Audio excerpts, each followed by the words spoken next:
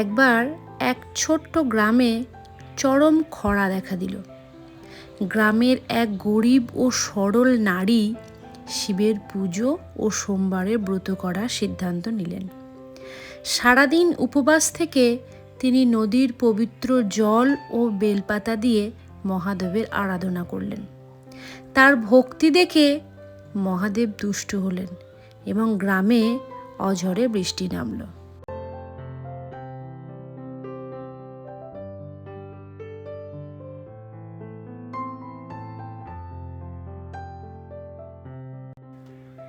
গতকাল ছিল শেষ সোমবার বা পঞ্চম সোমবার, তাই সকালবেলায় উঠেই ঠিক করে নিয়েছিলাম আমাদের যে কুলো মহাদেব আছে সেই মহাদেবের কাছে যাব, একটুকু পুজো করে আসব আর প্রণাম করে আসব।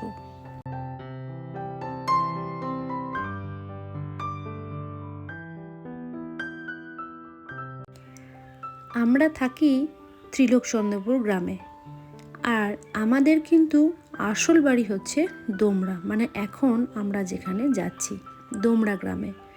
মায়ের মুখে শুনেছিলাম দোমরা গ্রামেই নাকি আমাদের পুরনো বাড়ি ছিল। তবে দোমরা গ্রামে আমরা কোনো দিন থাকিনি, মানে পূর্বপুরুষরা তখনই দোমরা থেকে চলে আসে ত্রিলোকচন্দ্রপুরে। তবে এই যে মহাদেব মন্দিরটি দেখছেন, এটি কিন্তু আমাদের ভচ্চাসদের।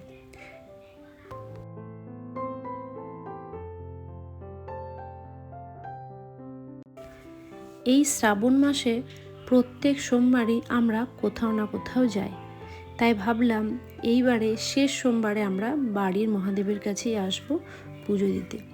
বাড়ির চাবিটা মাসিদের বাড়িতেই ফেলে রাখা আছে, মানে আনতে আমরা ভুলে গেছি। তো বর্মশাই গেল বাড়ির চাবিটা আনতে। প্রথমে বললাম মা পুজো করে নিতে, তো প্রথমে মা পুজো করে নিল, তারপর বাবানের বাবা, তারপর আমি, পরপর সবাই মিলে পুজো করে নিলাম।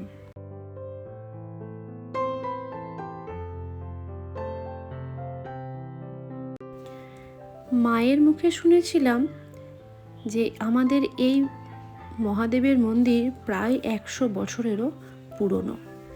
আর মায়ের কাছ থেকেই আমাদের এখান থেকে, মানে দোমরা গ্রাম থেকে তিলকচন্দ্রপুর গ্রামে উঠে যাওয়ার গল্পটা শুনেছিলাম।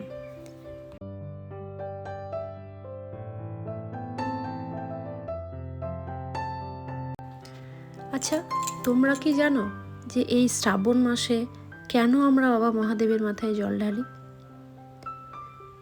বাবা মহাদেব যখন নীলকণ্ঠ হয়েছিলেন, অর্থাৎ বিষ পান করেছিলেন আমাদের জন্য, সেই সময় বাবার শরীরে ছিল প্রচণ্ড জ্বালা কষ্ট।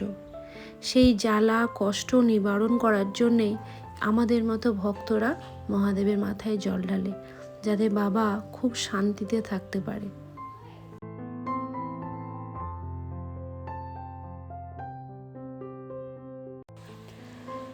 পুজো টুজো করে নিয়ে তারপর আমরা চলে গেলাম মাসির বাড়িতে। মাসিদের বাড়িতে সেখানে ছিল খাওয়ার দাওয়ারের আয়োজন, মানে কিছু প্রসাদ বিতরণ ছিল, খিচুড়ি, পায়েস। যদিও আমি সেই সব কোনো ক্লিপিংই নিইনি, ভুলে গেছিলাম। তার কারণ কালকে প্রচুর বৃষ্টি হয়েছিল, এত বৃষ্টি যে বাইরে বেরোনোই যাচ্ছে না।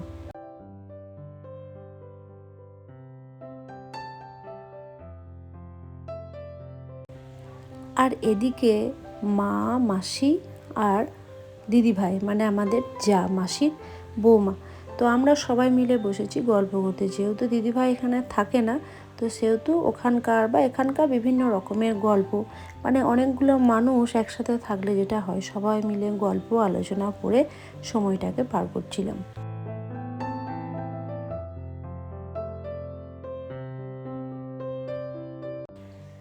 আর জানো, মাসি কিন্তু ভীষণ ভালো গান করতে পারে। তো মাসিকে বললাম, ও মাসি একটা গান করো তুমি। বলছে, না বাবা, আমার গলা দিয়ে ঠিকঠাক সুর বেরোচ্ছে না, একটুকু ঠিক হই তারপরে করব। মাসির বয়স অনেকটাই হয়েছে, তো তাই সেভাবে আর পারে না, কিন্তু যতটুকু করে বেশ সুন্দর। এইভাবেই গল্প করে আনন্দ করে সবাই মিলে একসাথে হই হই করে কাটিয়ে গত সোমবার, মানে কালকের সোমবারটা, শেষ সোমবারটা আমরা কাটিয়ে ফেললাম। তোমাদের আমার এই ভিডিওগুলো কেমন লাগছে একটুকু বলো আমাকে। ভালো লাগলে কিন্তু অবশ্যই একটা কমেন্ট করে জানিও, এবং ভালো লাগলে অবশ্যই আমার চ্যানেলটাকে একটু সাবস্ক্রাইব করো। দেখা হচ্ছে আবার একটা সুন্দর ভিডিওর সাথে, ততক্ষণটা